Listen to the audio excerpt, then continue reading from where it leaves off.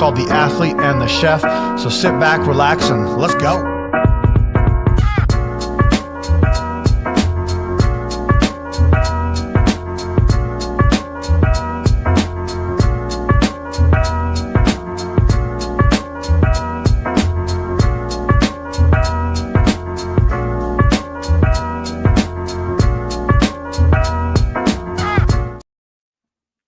Wow.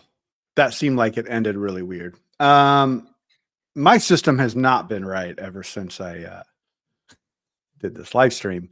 So yeah, welcome to Max Effort Kitchen. I am Matt. This is Cornell. Cornell, how you doing today? I'm good. Good enough. Long Good weekend. Yeah. Very long week. But yeah, it's the start of a new one, so we'll go from there. Boy, I gotta say, I have never, I don't know if I've ever felt disconnected with you. Because it's been the same way for me. It's been a very long, intense work, life, relationships, all of this stuff has just been challenging the fuck out of me, and I'm just sorry for the F-bomb, but it's gonna come out. So you said it you said exactly what I wanted to say. So God damn, dude. This must be something in the air, but I did try to ignore the world and do some cooking today, and I did some more chocolate chip cookies. Okay. I keep making little tiny tweaks to them, and every time the little tweak gets a little bit better. And that's kind of what I like about cooking in general, and about like kind of dissecting recipes. It's something that I really enjoy, and like I just kind of nerd out big time. And it's just like, even like today, the biggest thing that I changed was I weighed out every piece of, or every cookie, so they were all the same weight. And I was like, how is this going to change anything? Well, I mean, it made more consistency, right? And it gave me some very good details of the recipe. So I know exactly how many cookies, I know exactly how much the batch weighs, all that stuff. Does anybody really ever need to know that? Probably not. Some stupid CrossFitter out there is pre-weighing the cookies before putting the chocolate chips in it to make sure they have the appropriate amount of chocolate chips so that they can have the exact calorie count. Oh boy, I'm not doing it for that reason at all. I'm doing it because I have this weird fascination with some consistency in my life. Probably stemmed from some childhood bullshit, but No, I'm just picturing. I remember back when I was much more involved with CrossFit. Yeah. And just, I mean, I coached it for a few years, and seeing how crazy some of these people were with their diets is they would legitimately count out like chocolate chips to put in the stuff. Yeah. And like they would count out how many, I mean, scales with them in their backpacks at all times. Like someone would have candy and they're like, well, I need to know how many grams you got to be freaking kidding me.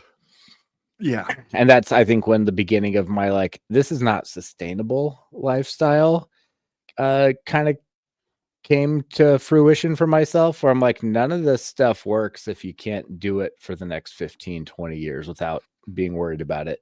And I honestly feel that everything that I have ever done diet-wise, I could keep doing it for a long time, but not these people. Yeah, no, I have a specific way I look at all that stuff, and it's like, if I'm not happy with what I'm eating, then I'm not going to do it. Because for me, I know personally that it's just not going to go anywhere. Like, I'm going to quit. I'm going to end up wanting to stop doing it or figure out a way out.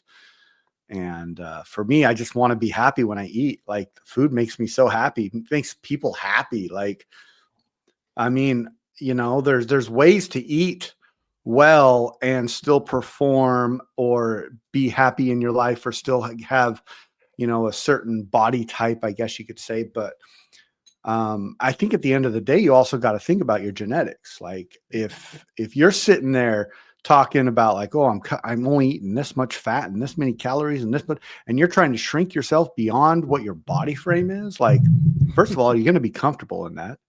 Yep. Second of all, are you going to like, do you want to look weird? Yeah, like, I have a somebody that I work with that is very much into what we're talking about right now, and although he works out, but he's like counts his calories and his fats and his carbs and is very openly talks about it, and we were talking the other day, and he's like, yeah, I'm down to 219, and I was like, sweet dude, that's cool. What's your goal? And he goes, I want to be to 200 pounds. And I was like, are you sure about that? Like, he's a really broad-shouldered guy. Like, Yeah. always has just been really thick, never been fat. And I'm just like, are you sure you're going to be comfortable like that? And he's like, oh, that's what I want to be. And I was like, all right, I'm not here to tell anybody how to do things, but it reminds me of, so I used to have this really, really, really fast car. Right. And people asked me a couple times, like, how fast did you get up to? And I was like, 148. And they're like, oh my gosh, is it so scary driving 148 miles an hour? I'm like, I didn't drive 148. I touched it and then I ran away real quick. And that's what I'm finding with like me dropping down to the 94 class. Like, the reality of it is that wasn't sustainable. Like, Yeah. I'm living at like 98 to 99 right now, and this is very sustainable. Yeah. But it's like, it's something that I can say I did. I can say I can do again, but it's not something that I want to sit there and in the car, you're terrified for multiple reasons. Yes. That's a felony offense in California. You'll go straight to jail. But in weightlifting, it's like I got down past that point in body weight where I wasn't able to continue to function properly. Yeah. And the 4 to 5 kilos more I've put on is night and day difference. I heard a podcast the other day where they said so many lifters are not willing to add 10% in body weight to add 30% in performance. And I'm like, that's so true. That's so true. It really is. Yeah. I feel like, so I can appreciate what you did in the sense of like, you created a goal, you went down, you got there, you competed there, and then you got done with it and you evaluated. And I think that's a really, really good way of doing it. Like, you didn't talk about it. You didn't say you were going to do it and then, didn't do it. You had follow through. You created a system, and then you reflected at the end and you said, hey, I don't think this is going to be me. And that's totally like, I can respect the hell out of that, because to me, it's like, you didn't just like talk the walk, or you didn't just do it and then stick there because you thought you had to.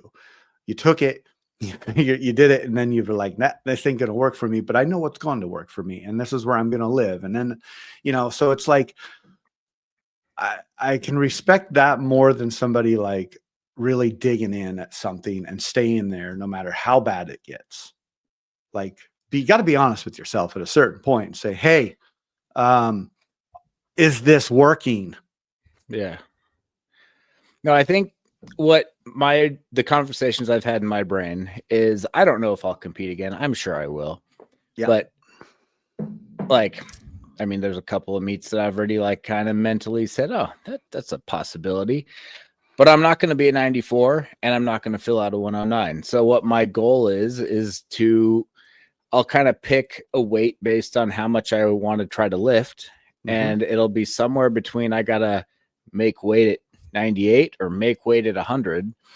But now I feel like I have a much more, like, I can just have a number in my brain where it's like, that's where I want to compete at. And that's the weight I want to make. Yeah. But I don't need to fill out 110. I don't need to put on 24 more pounds. Mm-mm. And I feel like I'm moving very well right now. I'm feeling very well, like health wise. My the way I can move. Like everything feels good. It's not like I'm constantly out of breath. And then it's also not like I'm never recovered. So yeah. And I like that. And, you know, there's no, to me, there's no rules, right? There shouldn't be rules to be a weightlifter.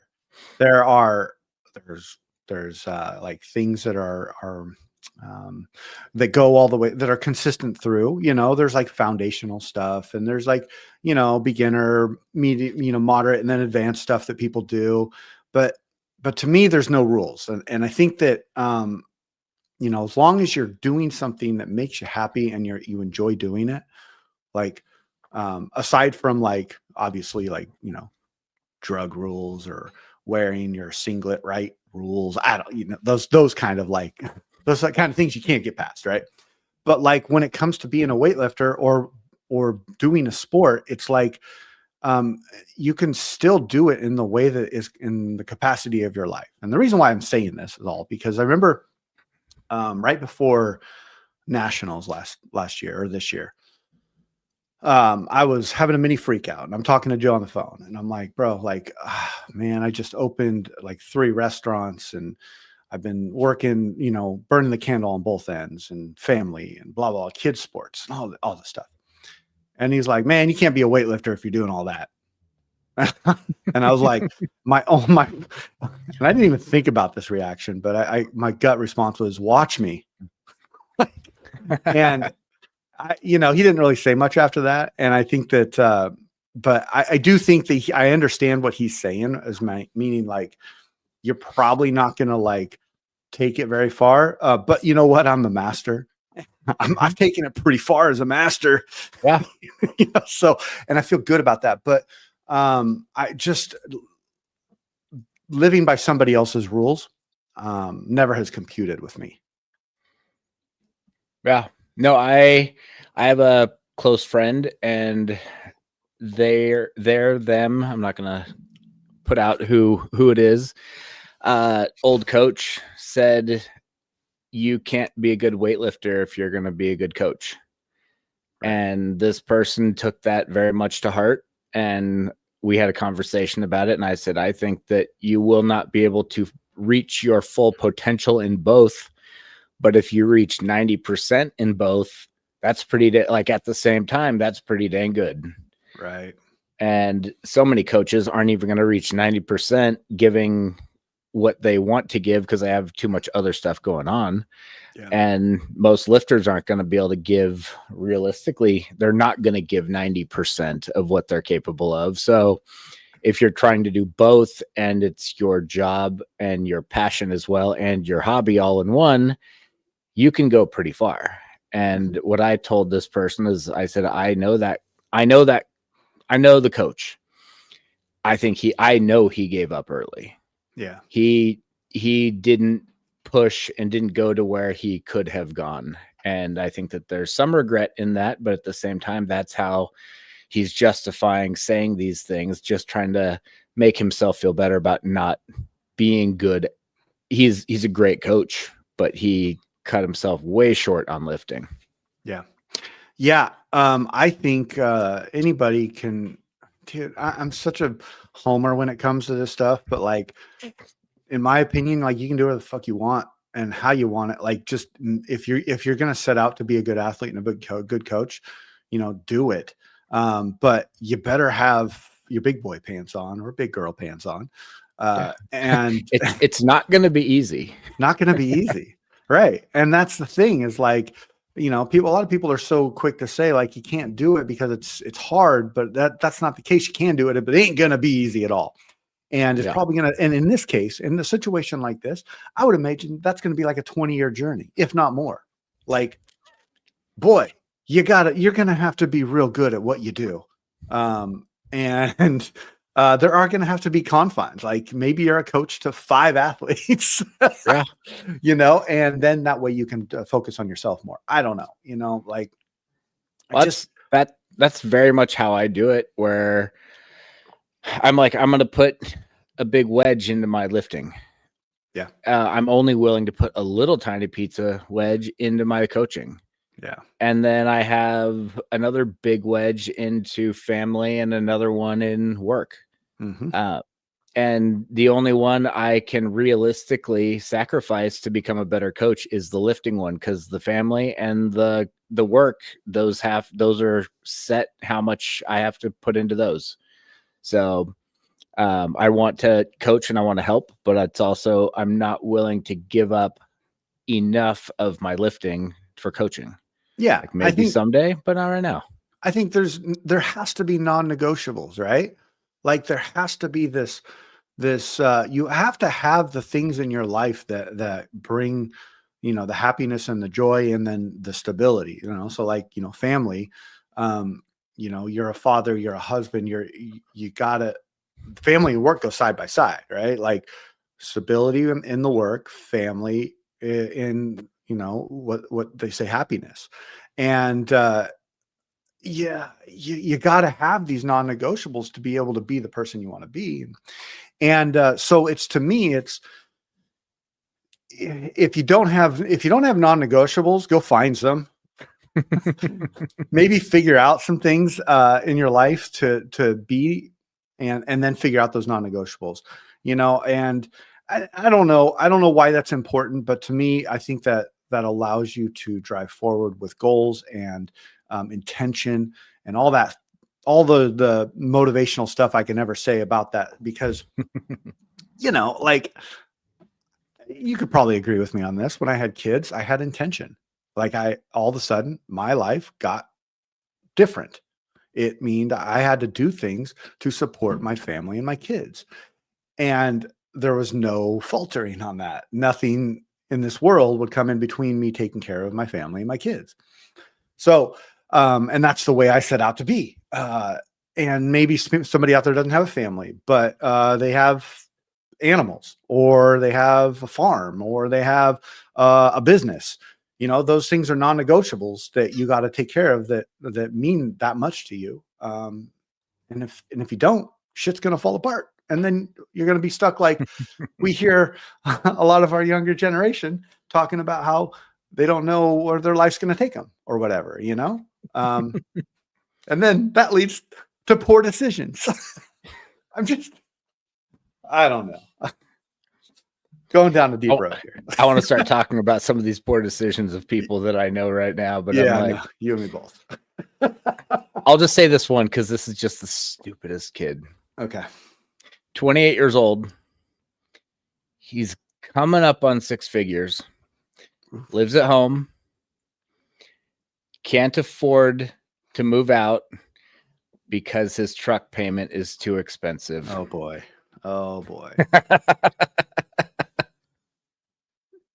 He's got the truck payment, the lift payment, the wheel payment.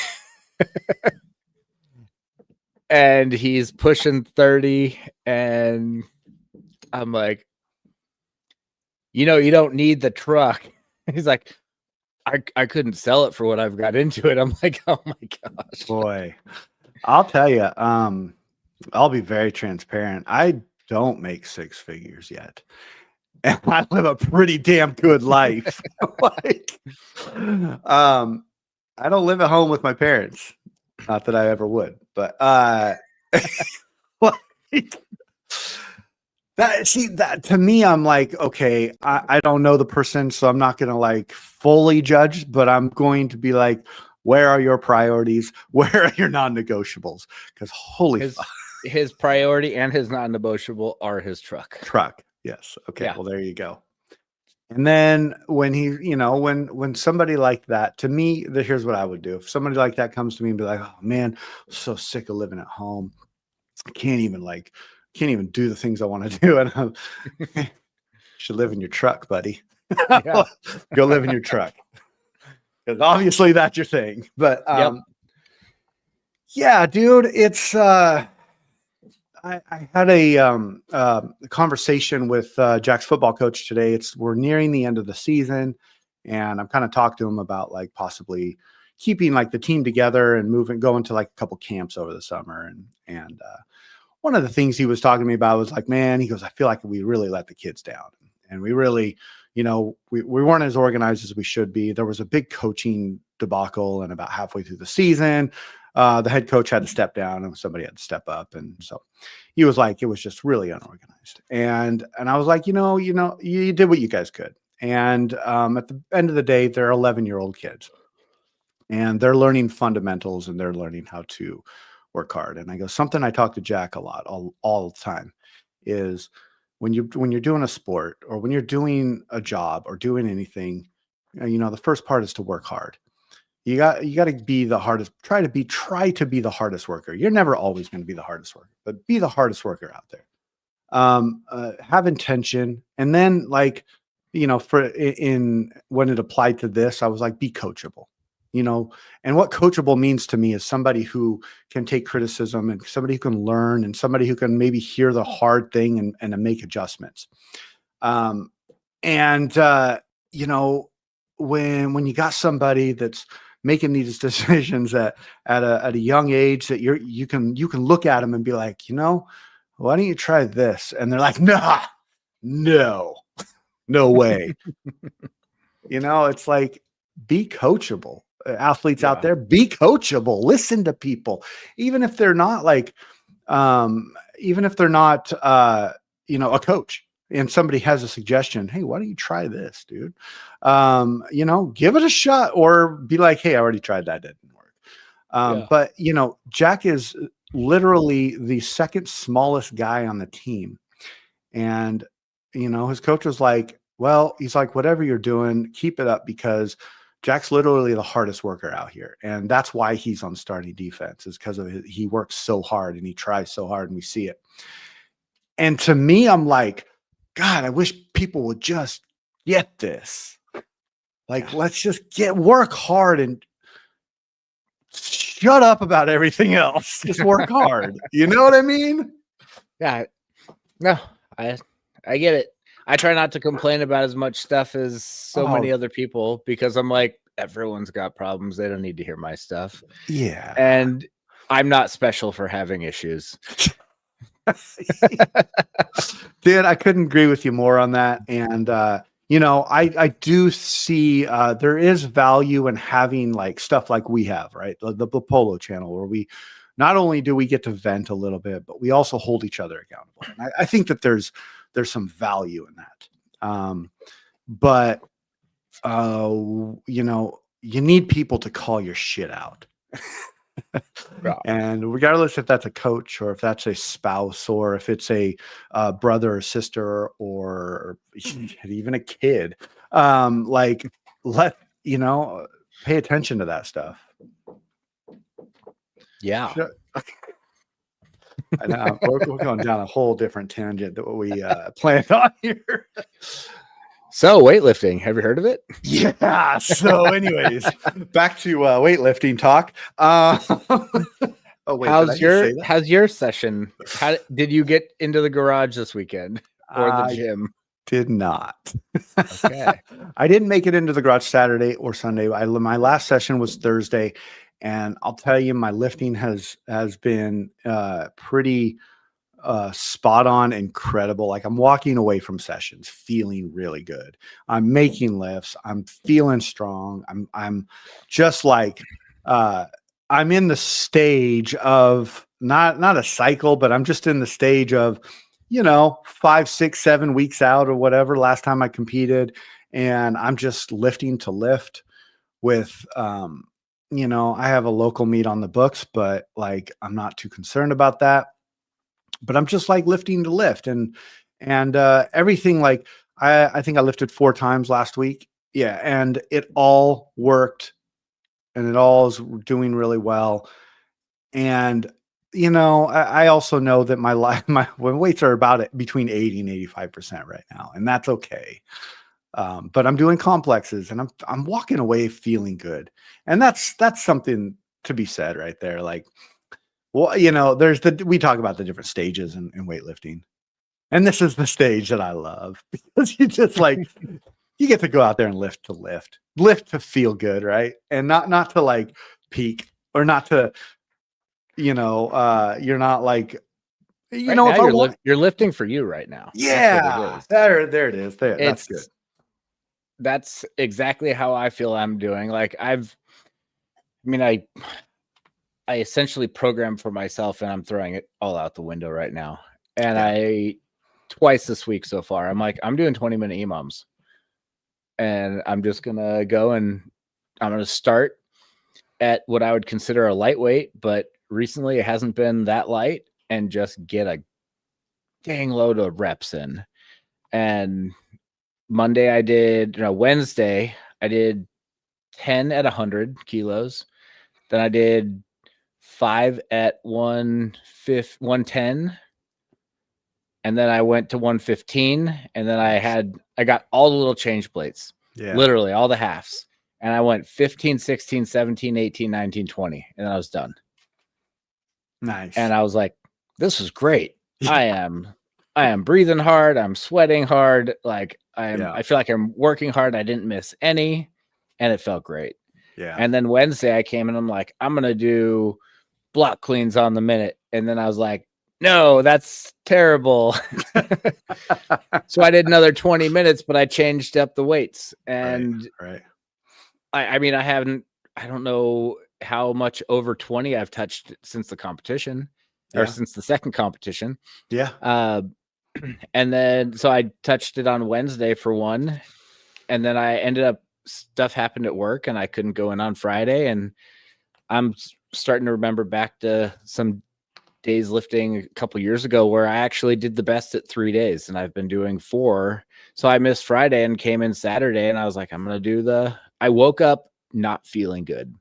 Yeah. And I got to the gym and I was like, I'm going to do 20 minutes again. So I only did 5 at 100. And I'm like, I feel good. Jumped up to 110. Then I went 115. And then I hit my last 5 at 120. I ended up missing 2 out of the whole set, 1 at 115 and 1 at 110. And I also recently listened to a podcast where they said you should be in the kind of shape where you can do a 20-minute EMOM, take 8 minutes off and go hit your opener.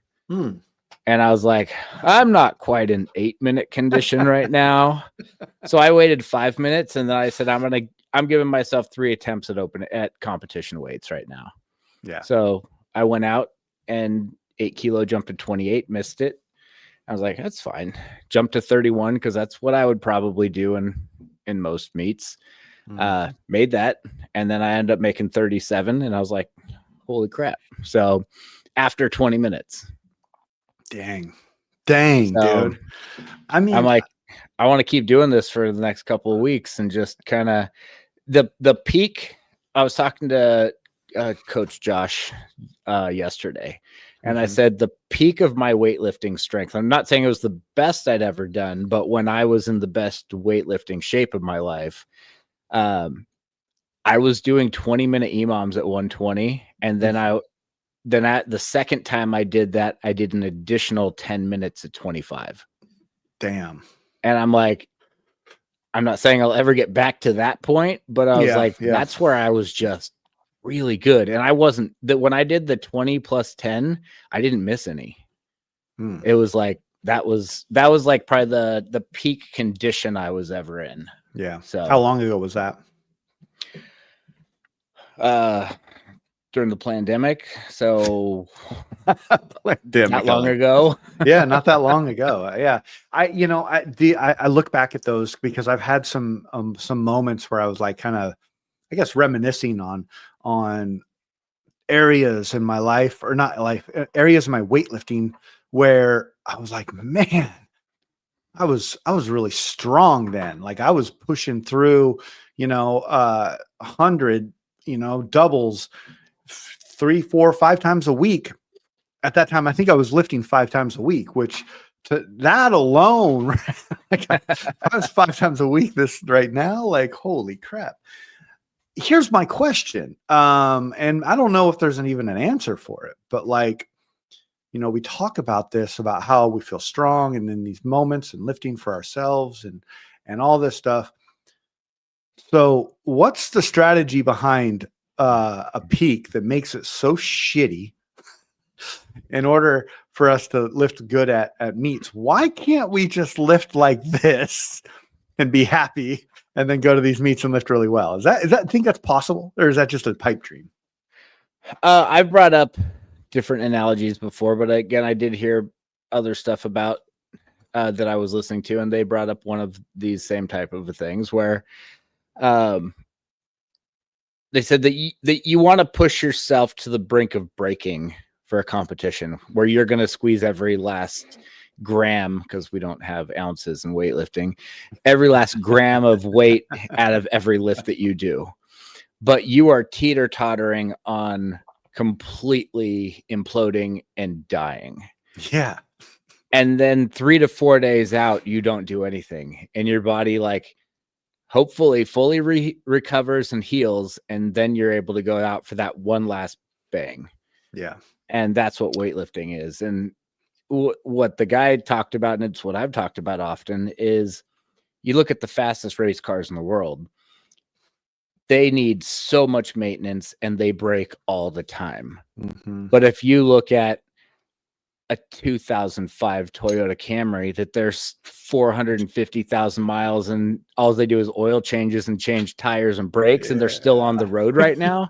Yeah. That's kind of what I feel like is the training we're doing right now. I see. It's like, if we just, if all of a sudden weightlifting competitions became illegal and we couldn't compete anymore, we'd probably live in like this stage for a lot longer. But we get these bright ideas where like, hey, I'm feeling kind of good. I should probably go compete. Yeah. Because my life is going great right now. Gosh, that's probably the truest thing I've heard all day, man. Like it's not, I don't want to call it a drug, but it is definitely something that a certain brains do feel, and it is an addictive thing to be like, like for instance, every January, I'm like, my brain goes to, all right, we got to get back into cycle because you're about to compete in 4 months, Masters Nationals. And it's like, life is really good. I'm eating what I want. I am having fun. I am lifting the best I've ever lifted. Sure, let's go break that down and feel like hell. Possibly make my family's life not so great, and really make work a lot harder, because I wake up and I feel sore from the time I wake up to the time I get home. And it's just like, yeah, that sounds like a great idea. Let's do that. That kind of reminds me about like last year, or no, it was the beginning of this year. You and I were talking and you're like, I'm getting ready to move. I'm selling my house and might as well go compete, right? Yeah. Yeah. So, I mean, it's the craziness of what we do. And I don't think that it's special. I think that anybody can do it. It just takes a certain drive and determination. So, no, the funny part is I'm thinking, like, I didn't even think about this till literally right now. But Wednesday, I mean, this whole week was super rough with work. Yeah. Yeah. And Wednesday, I had stuff happen where, like, I didn't get to go into the gym when I was supposed to go in. And I don't think I made it in Monday early like I normally do either. Like, I still got it in, but it was not at the time that it's supposed to be. And Wednesday, I was nowhere near where I was supposed to be. And I could either leave and get there. It's weird how traffic works out. But if I get there before 2, I'm out of there by 3:30. And I, for the most part, miss traffic. It's 22 minutes to get home with no traffic. It might be 30 minutes. But if I don't leave till like 4:15, it could be 45 minutes. The longest it's ever been was 1 hour and 10 minutes. And that was not at 4:15. That was just a terrible day. So I decided I'm just going to go home and then I'll go in at 5. Because I'm like, I haven't done that in who knows how long. Right. And the whole time I'm at home, I'm just like, do I even want to go in anymore? Not like, do I want to go in? It's like, I don't know if I want to go in anymore. Yeah. And it was seriously one of those things where I'm like, I feel like crap. My body hurts. I'm lifting like crap, blah, blah, blah. And then when I got in there, I'm like, I just need to shut my brain off and do an EMOM. Yeah. And then all of a sudden that went really well. And then Friday I missed it. And then Saturday went in. That went really well. I'm like, oh yeah, I'm back. I'm not. Yeah. Yeah. I'm not going in anymore. Yeah. I've been there, and it's interesting because kind of a similar situation happened in the past 2 weeks with Jack, right? He's like, I get home, he's like, I don't want to go to practice. Hey buddy, that's your decision. You're gonna have to live with that one. And then I pick him up from practice because he does make the decision to end up going. And he's like, man, it's so good. I'm so glad I went. It was such a good practice. And I'm like, okay. So I'm wondering, like, and I've had these feelings of like, I don't want to go down to the garage. God damn, I just want to sit here and I want to do anything. But then what always creeps into my brain is this idea of like, well, if I don't go, what am I gonna do? And I go straight to I'm gonna sit there and scroll on my phone. And I'm like, okay, that's the driving force. I need to get down there. So I get down there. And then I finally start sweating, and all of a sudden I feel so much better. And things are working and things are back. And like just like you just said, like you get done with it and you're like, I'm back. Like okay, that's what I needed. I love your reset with the EMOM. I think the EMOM is such a good thing to throw in there periodically or when you need it. And it really has done that for me in the past where I threw 70 kilos and did a 20-minute EMOM, and that'll even make you feel good. Oh yeah. Like it doesn't matter what the weight is. It just stick to the EMOM, don't try to make it too complicated and just do it. And boy, I can tell you from experience, and Cornell can too, like it's it works. It really does. Yeah. And I'm also kind of ridiculous with my EMOM stuff where have the clock running, and then I look at it as like my name was called for competition. I'm on my 1 minute. So I have to pull by 0, but I don't want to touch the bar till 6 on the countdown. Okay. So I'm like, I'm not even going to give myself time to like sit there and breathe. And it's like, no, you have to be ready to go. Like you can sit on the bench for the maximum amount of time, but then you just got to run up and go. Yeah. And one of the snatches on Saturday, my right strap, it was not hooked up right. And I was like, gotta go. So yeah. And just sticking to that makes a huge difference, because if you start getting out of rhythm, it makes it so much harder. But like I'm the same way where I have to lift at 0, and like I have to drop that bar at a certain time. And every time, if I'm not within like 2 or 3 seconds of that marker, like I'm like, fuck, okay, let's take this rep like 3 seconds before it hits 0. And I try to get back into it. But man, that just throws you off. A lot of what EMOMs are is just like this pattern, right?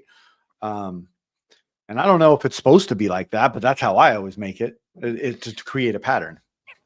No, that's one of the parts why when someone comes into the gym for the first time and they've never done anything, I know that a lot of the other coaches don't agree with this, and a lot of people don't agree with this, but I tell them, go next door and do CrossFit for 3 or 4 months. When you're sick of running, come back over here. Yeah.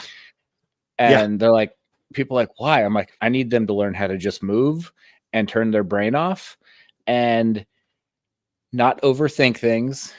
And they're not going to make that much. They're not going to create that many bad habits in 3 to 4 months. Right. And if they don't come over here, they weren't probably going to stay here anyway. Yeah. Dude, that is such a good thing, because it also builds their work capacity. And I think that, too many people might look at weightlifting and think, I don't need a big work capacity, which you really do, especially in the beginning. Because it's just like anything else. And I found myself talking about this probably 3 times or relating back to this in work last week, where it was like weightlifting is one of the hardest things I've ever done because of the time it's taken to hit milestones. Yeah. And that, to me right there, I hold value in that. And it's truly a part of, or a piece of the pie on why I do love the sport so much, is because it takes this much time. I could sit there and look at all my weights I've ever hit in my life, and I'm telling, I could boil it down to about a 20 kilo mark of where I've been to where I am now, and where I sometimes drop back down to. It's all within that 20 kilo window, maybe 10 kilo, really, but realistically, but still, ain't nothing's gonna come easy. And so, like, sending them over there and being like, "Hey, go do CrossFit for a couple months, and then come back and talk to me." And if they come back, you're like, "Okay, we might have something with this person." At Yeah. least a start. Yeah. Yeah. Like No, that. I found that the best people that I've found at weightlifting are probably what happened to me is started CrossFit, hated running, Yep. like being a perfectionist at the movements, but didn't want to run or jump rope or Yep. rip your hands up all the time. And then someone said, "Hey, we're doing a weight 3 or 4 months into CrossFit." Coach was like, "We're going to start a weightlifting class." I'm like, "What's that?" He's like, it's the snatch and clean jerk like we do in CrossFit, but you don't have to run anymore." I'm like, "Oh, all right, I'll be there." No running. I'm in. But boy. I was 3 months through. It was like November to February when I got my shoes. Yeah. Yeah. So it just long enough to learn the idea of it. I did probably Grace and Isabel 2 or 3 times and yeah. like Right. 10-minute plus. Hey, And that's then okay. started doing the weightlifting. And the way that he also explained it to me, if anyone's listening who's trying to talk some of their CrossFitters into it, was it Grace is snatches or Isabel? I don't. Grace is clean and jerk. Clean jerk. Okay, so Isabel. Isabella snatches. If your best snatch is 155 pounds, RXing Isabel is going to be like 85% plus. Yeah. If you can get your snatch up to 250, well, Isabel's a joke. Like it's an empty bar. It's what you're muscle snatching to warm up. And I mean, another example of that, I don't remember what the workout was, and there's certain workouts I'll be like, yeah, I could do that again. I'll never do it again. The 150 wall balls. Yeah, no, I know what you're talking about. I don't know the name of it, but no, why? Well, I did it before weightlifting, and Okay. then I did it as a favor to someone who wanted to see how a weightlifter could do it, and they were like doing a school project on it. So I went and did it, and I broke once, and it was like 4 minutes. Oh wow. And then I couldn't do anything for like 10 days. Well, I have something similar to that because what was it? I don't know if you remember, but maybe it was a couple years ago. I was in this same time period, and I didn't have any competitions on the board. And I was like, you know what? I'm going to do Grace. And so whatever the clean and jerk one. I don't know if that's actually Grace. I think it is. I think it is. Yeah, the 30 clean and jerks for times. And mind you, I'm at that point, I think I was around 140 pretty consistently at a comp, or I just hit it at a comp, maybe. I don't know. Anyways, I got the best time I ever had, even in my best CrossFit, because it was like it was 60 kilos. I'm like, oh, okay, I can do like 10 in a row, like no problem. And it gassed the hell out of me. But at the same point, like I was like, okay, this makes sense. So that was the funny part when I did that stupid wall ball one, is they're like, all right, we're gonna get going in like a couple minutes. And then I started walking towards my cubby at the gym and like, what are you doing? I'm like, getting my knee wraps, my belt. Yes. And my shoes. Yes. There you go. And they're like, why? I'm like, because you wanted to see how a weightlifter would do this. And I think I beat like every single CrossFitter at the gym. And I probably did one CrossFit workout a month at most because I was coaching and I didn't want to, if I was coaching and no one else showed up, I would do the workout with them. Yeah. But it was like this joke where all of a sudden I got the fastest time in the whole gym. And it was just because a 20-pound air squat with a ball, like I was squatting mid 400 pounds for CrossFit terms. Yeah. So 5% no, I don't. Some tiny little percentage was that wall ball. Yeah. Yeah. It's So- 20. They're like 20 kilos, I think. Well, for anybody out there, kids, adults, whatever, this is a good lesson, or a good thing we're trying to say here is go do CrossFit for 6 months, then try weightlifting. And you're going to look at CrossFit and be like, that wasn't that hard. Mind you, you got to be able to look past the running, because I hate the running. Yep. I hate it. I also hate the pull-ups. Did too many pull-ups in my lifetime, and the muscle ups and all the stupid wall push-ups and Yep. so I'm not going to get into that this time. We can talk about other shit. We can talk about it in our Yeah, show. next week we'll talk about how CrossFit sucks. Yeah, there you go. We are 45 minutes in. So, Cornell, I guess I needed the show a little bit, but thank you. And everybody, thank you for listening. Hope you all have a great night, and we will talk to you later. Adios. Bye.